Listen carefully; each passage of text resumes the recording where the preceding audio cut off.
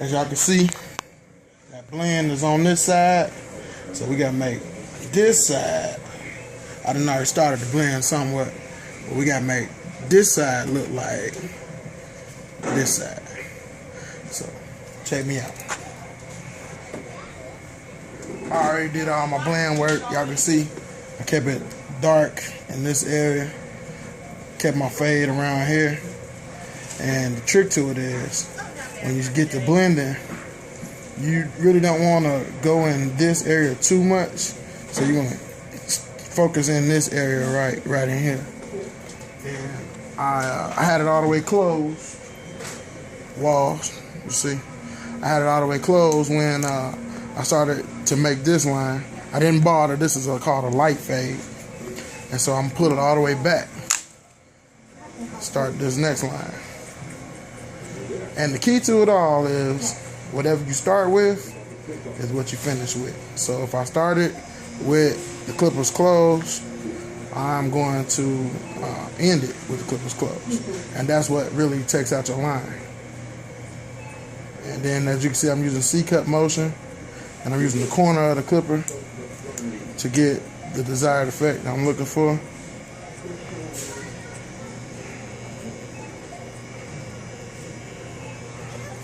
Now I'm closing. And you gotta be careful with this. Still doing C-cut, but as you can see, I'm kind of like feathering it.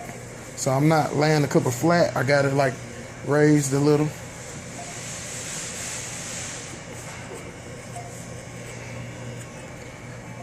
Go back close. I just keep playing with it back and forth till I get the desired blend that I'm looking for. Put it in the middle.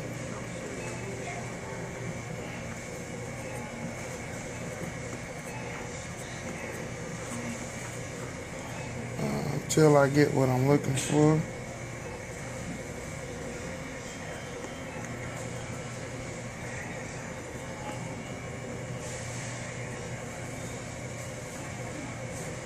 I go in there just a little bit and see with the technique that I'm using. It took me a long time to master, about 5-6 years.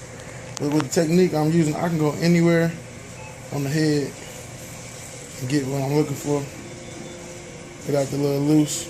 You know, sometimes you might have a spot where it's just hard-headed, but you gotta be careful with that technique because it's all about the angle of the clipper.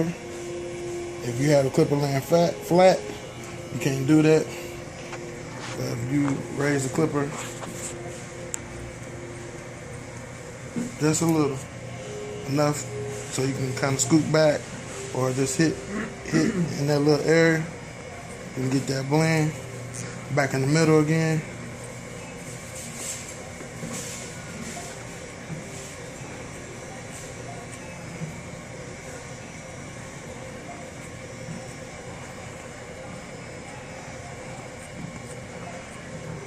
Sometimes I lay flat. So I'm playing with my angles. I'm playing with the raising of the clipper. Just the whole nine. And as you see, I got that comb, because the comb gonna knock out that dead hair. A lot of people like to use brush. I prefer comb. It's less aggressive and it helps me better with my blends. Me personally. As y'all can see, we kind of getting to where we want to be.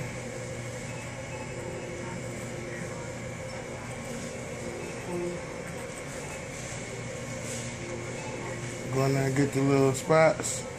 And this another note, just so you can know. The way the hair lays has a whole lot to do with the blend as well.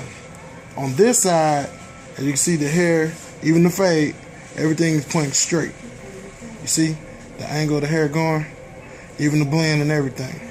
So when I fade and I'm going against the grain, I'm kind of just feathering it because I know this way the blend go. But on the other side, when I'm about to what I'm about to show you in just a second, it lays a totally different way. Let me show you. On this side, it goes straight down. So the hair begins to start to come over. So if you can see, this is where his swirl is.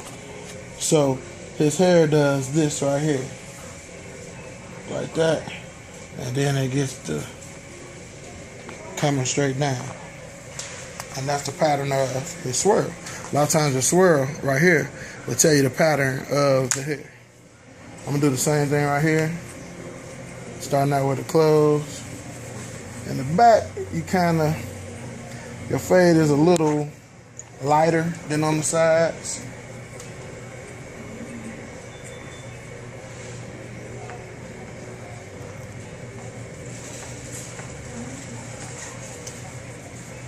You take it up just a little, not too much. You want to keep it as uniform as possible. And then some people like they fade like in about 5 spots, either high and tight, medium. This is the regular, and some people like a low. And then some people even want to even lower, where I would do I would call it like a triangle effect, where I would fade like right here real good, fade right here, good, blend it right there real good, blend on the sides real good, and then I would clip or comb this to make it all blend, to make it look like it's a fade all the way around. So it's a whole lot of different methods to this fading technique. A lot of people use different other techniques. This is a technique I found that's comfortable with me. Shout out to my man Jamel, aka Mousy, Deacon Ella Passer Rob, and most of all Bill Codes for sharpening up your man's skill. Now I'm gonna have to hit this little dark spot right here with the guard, and I'm using the 1.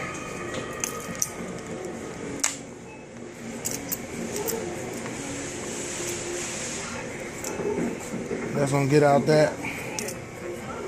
Doing the same technique like I was doing when it was closed, when the guard wasn't on. Playing with my angles, laying it flat sometimes, opening it up, using raised technique sometimes. And as you can see, I took all of that pretty much out. You agree, my big brother Marlon? Yep.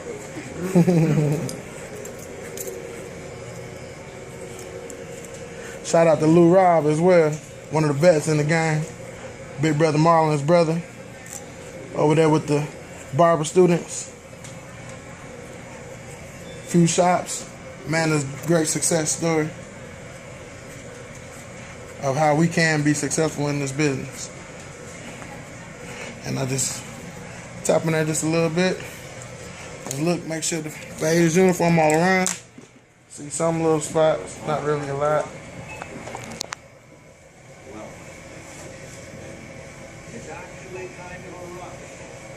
They say you have vision, that your light flashes before your eyes. You agree? Uniform? Yeah.